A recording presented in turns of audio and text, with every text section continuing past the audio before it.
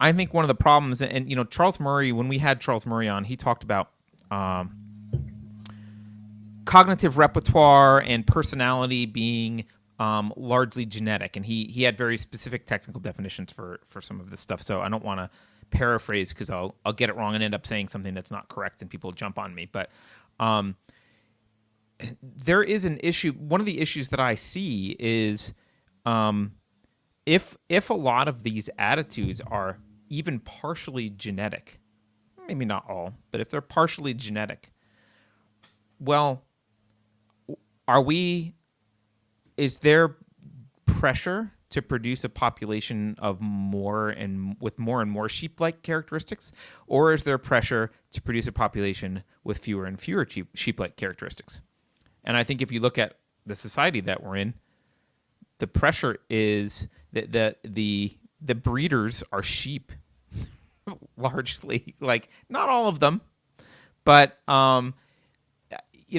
if humanity is going to be saved, we need to do something whereby we minimize the number of sheep that end up in a population. And I don't know how to do that other than through making judicious choices in marrying, having kids. I don't know. Choose a good spouse.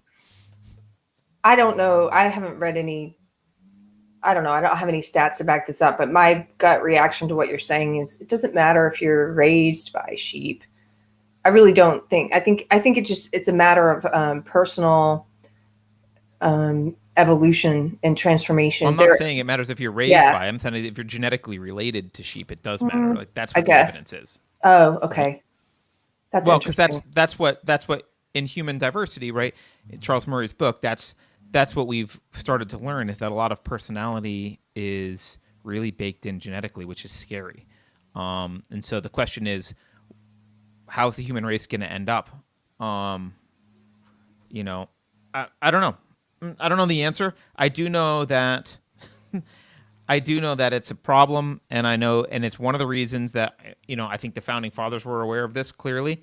It's one of the reasons they wanted a constitutional republic. It's one of the reasons they tried to put a fence around the sheep and say, okay, well, they can vote and they can do some stuff, but there are these cages, like they can't.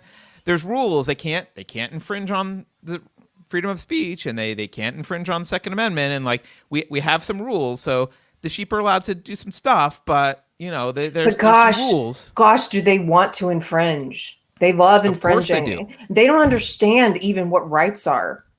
They don't even understand. They say stuff like, "It's not your right to get me sick." Yeah, actually, it is. Like, if you're somewhere and if you come to a Chili's restaurant and you sit in a booth next to me and I happen to be sick and you catch a cold from me, guess whose fault that is? That's your fault. That's your fault for coming to Chili's restaurant and sitting next to me. I don't think you understand what rights are. It's not your right to tell me I can't leave my house because you're afraid that I might have a cold. Right.